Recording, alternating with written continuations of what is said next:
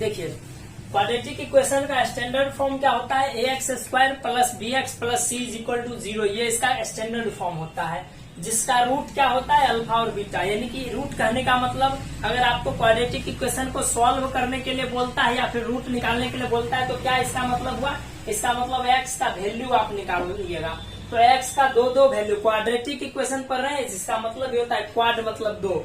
तो quadratic equation यानी x का दो वैल्यू होता है। तो एक वैल्यू का नाम हमने अल्फा रख दिया, दूसरे वैल्यू का बीटा नाम रख दिया। ठीक, तो अल्फा का फॉर्मूला क्या होता है, तो अल्फा का फॉर्मूला होता है minus B plus under root b² minus 4ac। और इसका क्या क्या होता है, ये b क्या हुआ, a क्या हुआ, c क्या हुआ, ये सब पिछले क्लास में हम बता चुके हैं, बाय 2a ये होता है फॉर्मूला। तो यहाँ पर ध्यान से देखिए, और यहाँ पर डिस्क्रिमिनांट एक टर्म आता है, किसको कहते हैं डिस्क्रिमिनांट, तो b² minus 4ac, b² minus 4ac यानी रूट के अंदर जो ये पूरा का पूरा टर्म है, इसको डिस्क्रिमिनांट बोला जाता है, रूट को छोड़ करके बोला जाता है b² माइनस 4ac। तो b² माइनस 4ac को डिस्क्रिमिनांट बोला जाता है। तो आपसे जब पूछे कि कोई क्वाड्रेटिक इक्वेशन का डिस्क्रिमिनांट निकालिए, तो इसका मतलब b² माइनस 4ac आपको निकालने के लिए बोल रहा है। तो b² माइनस 4ac को डिस्क्रिमिनांट बोला जाता है। ठीक, तो b² माइनस 4ac को डिस्क्रिमिनांट बोलेंगे तो b² माइनस 4ac का बदला क्या लिख सकते हैं, डिस्क्रिमिनांट लिख सकते हैं, d लिख सकते हैं। तो वही चीज यहाँ पर लिखे हैं d, यहाँ पर भी वही चीज लिखे हैं d। और चूंकि बीटा में क्या होता है, बीटा में यहाँ पर सिंबल चेंज हो जाता है माइनस का, तो इसलिए वहां पर वो चीज लिखे हैं। ठीक, तो अब आपसे पूछेगा कि ये रूट आपने तो निकाल लिया, यानी अल्फा और बीटा का वैल्यू अगर निकाल लिया तो ये आपने क्या किया, रूट निकाल लिया। तो रूट निकालने के बाद पूछेगा कि इसका नेचर कैसा है रूट का, तो बताइए। तो नेचर बताने के लिए आपको तीन चीज ध्यान में रखना है कि डिस्क्रिमिनांट कैसा निकल रहा है, इसको ध्यान में रखना है। जब डिस्क्रिमिनांट 0 से बड़ा हो जाए, तीन केस हमको देखना है। तो पहला केस जब डिस्क्रिमिनांट 0 से बड़ा हो जाए, यानी कि डिस्क्रिमिनांट जब पॉजिटिव रहेगा तब कैसा नेचर होगा रूट का। दूसरा, जब डिस्क्रिमिनांट 0 के बराबर हो जाए तब रूट का कैसा नेचर होगा। और तीसरा, जब डिस्क्रिमिनांट 0 से भी छोटा हो जाए। ठीक, पहला जब 0 से बड़ा हो जाए, दूसरा जब बराबर हो जाए, और तीसरा जब 0 से छोटा हो जाए तब। यानी कि कहने का मतलब 0 से छोटा होगा तो यानी डिस्क्रिमिनांट हमेशा निगेटिव ही रहेगा। तो इस केस में हमारा नेचर कैसा होगा, तो बारी बारी से देखते हैं कि कैसा होगा नेचर।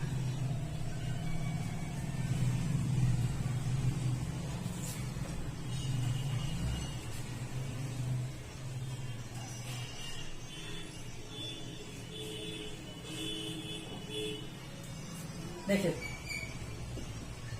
केस नंबर 1, जब डिस्क्रिमिनांट 0 से बड़ा हो जाए तब क्या होगा। तो यहाँ पर रूट क्या हो जाएगा, डिस्क्रिमिनांट 0 से बड़ा होगा, तो यानी डिस्क्रिमिनांट जब 0 से बड़ा होगा तो यहाँ जो रहेगा d का वैल्यू d उतना ही रहेगा, उसमें कोई दिक्कत नहीं होगा। ठीक, उतना ही वैल्यू रखना है बाय 2a। एंड बीटा का वैल्यू क्या हो जाएगा, यहाँ पर अल्फा का इतना और बीटा का, तो बीटा भी सेम वही फॉर्मूला लगेगा जो लगते आ रहा है। ठीक, तो उसमें फॉर्मूला में कोई चेंजिंग नहीं होने वाला है, क्योंकि डिस्क्रिमिनांट का अपना वैल्यू वहां पर पुट कर देंगे। लेकिन अब इसका बात आता है नेचर इसका कैसा होगा, नेचर कैसा होगा रूट्स का। तो अब यहाँ पर देखिए, अगर डिस्क्रिमिनांट 0 से बड़ा हो जाता है तो रूट का नेचर रियल होगा एंड डिस्टिंक्ट होगा। डिस्टिंक्ट कहने का मतलब अलग, ठीक, डिफरेंट। डिस्टिंक्ट का मतलब डिफरेंट, अलग अलग होता है। ठीक, जैसे अभी तुरंत ही क्लास में एक क्वेश्चन करवाए थे जिसमें डिस्क्रिमिनांट यानी डी का वैल्यू, डी कहने का मतलब b² माइनस 4ac का जो वैल्यू है, यदि पॉजिटिव नंबर निकल, जैसे अभी पिछला क्वेश्चन करवाए थे जिसमें 1 निकला था डिस्क्रिमिनांट का वैल्यू, अंडर रूट क्या निकला था वहां पर, डी का value 9 minus 8 is equal to 1 निकला था। तो 1 निकला था वहां पर डिस्क्रिमिनांट का वैल्यू।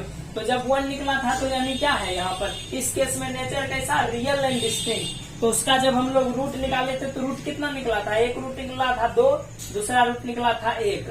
ठीक। तो ये 2 रूट निकला था, अल्फा का वैल्यू 2 निकला था, बीटा का वैल्यू 1 निकला था। तो देखिए 2 और 1 दोनों का दोनों रियल नंबर है, और 2 और 1 दोनों अल्फा और बीटा दोनों का वैल्यू क्या है, डिफरेंट है, सेम नंबर नहीं आया आंसर, दोनों का डिफरेंट आंसर आया। तो अगर 0 से बड़ा हो डिस्क्रिमिनांट तो रूट जो होता है रियल नंबर निकलेगा इसकी तरफ, और डिस्टिंक्ट यानी अल्फा और बीटा दोनों अलग अलग वैल्यू होंगे, उसका एक वैल्यू सेम वैल्यू नहीं होगा, डिफरेंट वैल्यू होगा। तो पहला केस ये है। चलिए दूसरे केस की तरफ चलते हैं। दूसरा केस, केस नंबर 2, जब डिस्क्रिमिनांट 0 के बराबर हो जाए। तो जब डिस्क्रिमिनांट 0 के बराबर हो जाए तो यानी डी का वैल्यू कितना हो जाएगा, 0 हो जाएगा, और 0 का रूट करेंगे चाहे 0 का स्क्वायर करेंगे, कुछ भी करेंगे तो 0 का तो वैल्यू 0 ही रहेगा, तो इसका वैल्यू 0 ही रहेगा। तो 0 का रूट करेंगे तो वैल्यू कितना आएगा, 0 ही आएगा। और किसी भी डिजिट में 0 जोड़े चाहे किसी भी डिजिट में 0 को क्या करें, घटाएं, 0 को जोड़े चाहे 0 को घटाएं तो कोई फर्क पड़ेगा, कोई फर्क नहीं। तो 0 लिखे चाहे नहीं लिखे, यहाँ पर जोड़े चाहे नहीं जोड़े कोई फर्क नहीं पड़ता है। तो फार्मूला हमारा क्या हो गया यहाँ पर, तो डी हट गया, खाली माइनस ये निकल गया ये फार्मूला, और यहाँ पर भी क्या हो गया, ये सब खत्म, यहाँ पर सिर्फ माइनस बी बचा, ठीक। तो ये निकल जाएगा। तो इस केस में देख लीजिए यहाँ पर, तो इस केस में कैसा निकलेगा, तो रूट कैसा होगा, तो रूट तो इस केस में भी रियल नंबर ही होगा, ठीक। लेकिन यहाँ पर ये डिस्टिंक्ट नहीं होगा, यहाँ पर इक्वल हो जाएगा, इक्वल यानी कहने का मतलब रूट जो निकलेगा वो डिजिट सेम निकलेगा, सेम डिजिट निकलेगा। क्यों सेम निकलेगा, तो यहाँ पर भी देखिए -b/2a है, और अल्फा का भी वैल्यू -b/2 है, और बीटा का भी वैल्यू -b/2 है। तो सेम डिजिट आंसर निकल रहा है, तो अल्फा और बीटा दोनों का दोनों वैल्यू सेम नंबर निकलेगा, ठीक, और रियल नंबर होगा। तो डिस्क्रिमिनांट जब 0 से बड़ा था तो रियल नंबर और डिफरेंट वहां पर अल्फा बीटा का वैल्यू निकलता था। डिस्क्रिमिनांट जब 0 के बराबर हो जाएगा तो अल्फा और बीटा दोनों का वैल्यू सेम निकलेगा, ठीक, और रियल नंबर होगा, ठीक है। तो ये नेचर हो जाएगा इसका।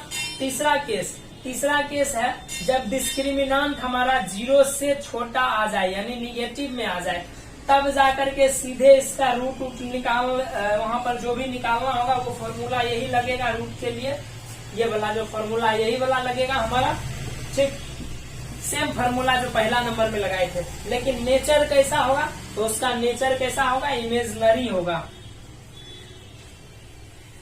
उस रूट का नेचर कैसा हो जाएगा, तो नेचर हमारा इमेजनरी हो जाएगा। चलिए तो पहला केस समझ गए। पहला केस था हमारा जब डिस्क्रिमिनांट 0 से बड़ा होगा तो उसमें रियल और क्या होगा, डिस्टिंक्ट दोनों निकलेगा, ठीक। जैसे कि डी का वैल्यू 1 निकला था तो रूट क्या निकला, अल्फा 2 निकला था, बीटा हमारा 1 निकला था।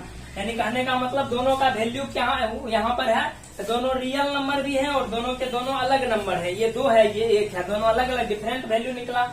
यदि डिस्क्रिमिनांट 0 निकल जाएगा तो सपोज कीजिए दोनों अल्फा और बीटा यानी अल्फा का भी वैल्यू और बीटा का भी वैल्यू, दोनों का वैल्यू सेम निकलेगा और वो रियल नंबर होगा, ठीक। और यदि डिस्क्रिमिनांट 0 से छोटा हो जाए, ठीक, यानी निगेटिव में डिस्क्रिमिनांट निकल जाए, यानी जी का वैल्यू यदि निगेटिव में कुछ भी निकल जाए 1 2 -1 2 3 4 कुछ भी निगेटिव वाला टर्म निकल जाए, तो उस केस में हमारा क्या होता है, डिस्क्रिमिनांट जब निगेटिव निकलेगा तो उस केस में इसका नेचर कैसा होगा, तो इसका नेचर होता है इमेजनरी होता है, नो रियल रूट्स, यानी कि इसका कोई भी ओरिजिनल रियल रूट नहीं निकलने वाला है, ठीक, no real root, roots are imaginary and having no real root, no real roots, ठीक। तो उसका जैसे यहाँ पर हम लोग वैल्यू निकालते थे उसका कोई भी वैल्यू नहीं निकलेगा। सपोज कीजिए -67 निकल गया, ऐसा -5 निकल गया, तो इसका कोई वैल्यू ही नहीं हो सकता है। क्यों? क्योंकि किसी भी नंबर का स्क्वायर हमेशा, किसी भी निगेटिव टर्म का स्क्वायर भी हमेशा पॉजिटिव नंबर ही होता है। ये आप पढ़ चुके हैं, किसी भी निगेटिव नंबर का स्क्वायर पॉजिटिव ही होता है। तो किसी निगेटिव नंबर का स्क्वायर रूट कैसे निकलेगा, पॉजिटिव नहीं निकल सकता है ना, तो नहीं निकल सकता है इसका पॉजिटिव। तो इसीलिए हमारा क्या हो जाता है, ये इमेजनरी रूट होगा इसका, और इसके पास कोई भी अपना रियल रूट नहीं होगा। तो सीधे उसमें अगर ऐसा क्वेश्चन मिले जहाँ पर डिस्क्रिमिनांट निगेटिव निकल जाता है, तो वहाँ पर सीधे लिख देना है नेचर उसका क्या चीज, roots are imaginary and has no real root, यानी नेचर उसका इमेजनरी होगा, काल्पनिक होगा, और वैल्यू कुछ होगा। पूछेगा आपसे कि कोई वैल्यू भी होगा उसका, तो कहिएगा नहीं, इसका कोई भी वैल्यू ही नहीं होगा, इसका कोई वैल्यू नहीं हो सकता है। तो ये 3 केस था, तीनों केस पर आपको 4.4 एक्सरसाइज एनसीईआरटी का सॉल्व हो जाएगा, इसको सॉल्व कर लीजिएगा, ठीक। तो बाकी हम लोग इस पर कल डिस्कशन करते हैं, ठीक है, चलिए।